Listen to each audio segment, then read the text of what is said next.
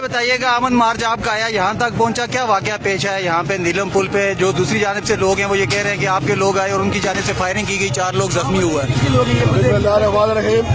एक तो मैं ये कहूँगा कि हम पुरअमन तरीके से, मैं कहता हूँ उनके ही एक्शन कमेटी के ही मदीना मार्केट ताजर एसोसिएशन के सदर हैं राजा इब्रार मुस्तफ़ा, उनसे पूछते हैं। वो रोकते रहे, इन्होंने हमारी गाड़ियों के ऊपर फायरिंग की, हमारी गाड़ियों पर पथराव किया और हमारे बंदे जख्मी किए।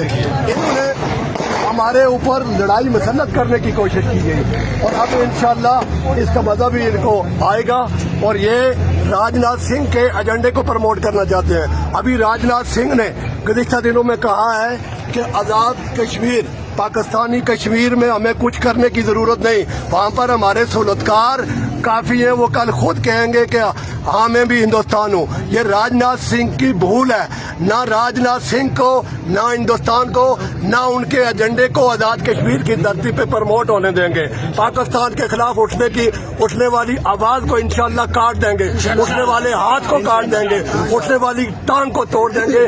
पाकिस्तान के साथ रियासत जम्मू कश्मीर के लोगों की मोहब्बत किसी मफाद, किसी गर्ज, किसी लालच से बालातर होकर दो कौमी नजरिए की बुनियाद पर है, ला इलाहा इल्लल्लाह मुहम्मद रसूलुल्लाह की बुनियाद पर है। पाकिस्तान हमारे महवर और मरकज है, पाकिस्तान हमारा महफज है और पाकिस्तान जिंदाबाद।